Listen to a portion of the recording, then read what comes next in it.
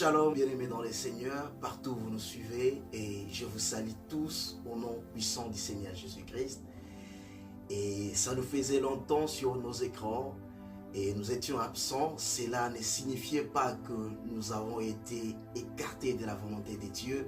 Cela ne signifiait pas non plus que nous avons désobéi à la voix de Dieu, mais simplement cela signifiait que nous étions dans la grotte, bien-aimés. Nous étions concentrés parce que nous sommes de la race des aigles.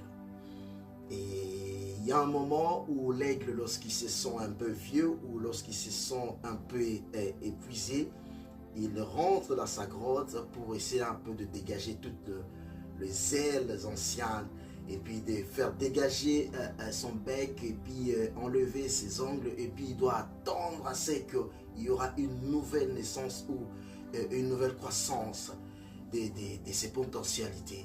C'est ce qui s'est fait aussi avec nous, et nous voici maintenant présentement devant vous, et je dirais que Dieu vous bénisse encore. Je suis content de vous revoir, mais cela n'a pas été important pour nous ce matin, et ce qui est important, c'est quoi? C'est la bonne nouvelle que nous vous apportons.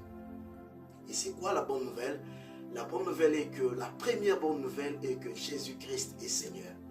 Il est le même hier, aujourd'hui et éternellement.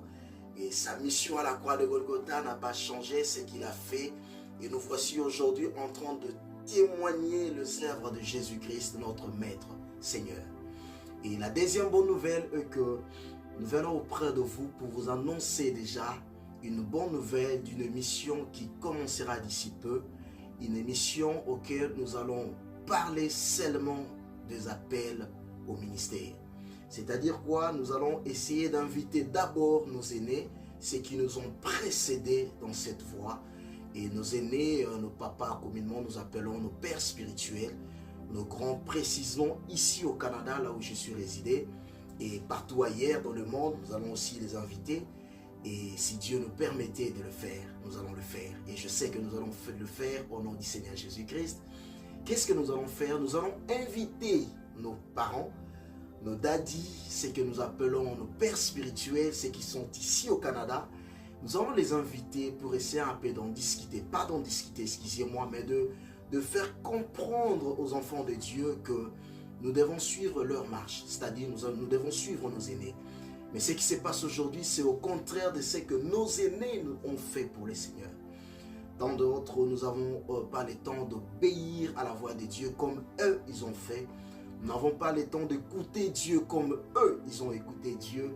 Et il y a tant de désordre dans nos ministères, tant de confusion, de choses qui ont été interdites. Nous, aujourd'hui, nous tolérons des choses qui ont été interdites à la sacerdoce. Et ils ont fait ça, et ils ont trouvé de victoire dans leur chemin, et ils ont témoigné la volonté de Dieu. Mais nous, aujourd'hui, il y a toujours l'échec sur l'échec.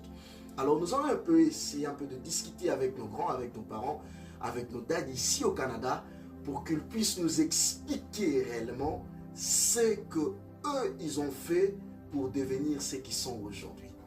Et c'est un peu de maîtriser cette marche. Cela veut dire que nous n'avons pas le même ministère, mais au moins nous avons un seul Dieu, un seul médiateur qui nous a appelés tous par sa voix. Donc rien ne change, le principe reste le même, et nous allons essayer d'écouter nos aînés pour comprendre un peu ce principe dans la profondeur, afin de comprendre le chemin de Jésus. Alors que Dieu vous bénisse, ne ratez pas, soyez vigilants, parce que nous allons annoncer très très bientôt comment nous allons dérouler ces programmes et comment les émissions vont se passer. Que Dieu vous bénisse déjà, vous qui êtes serviteurs de Dieu ici au Canada, sachez très bien que cette émission est premièrement pour vous. Que vous soyez africain, européen, canadien, américain, je ne sais même pas si vous êtes de quel continent, mais si vous êtes ministre de Dieu, comme père spirituel dans une église dont vous êtes père, vous encadrez des enfants, et ça serait mieux pour vous de nous dire de quoi peut-on nous faire, nous qui venons après vous. Que Dieu vous bénisse, portez-vous bien, bon dimanche à tous. Shalom.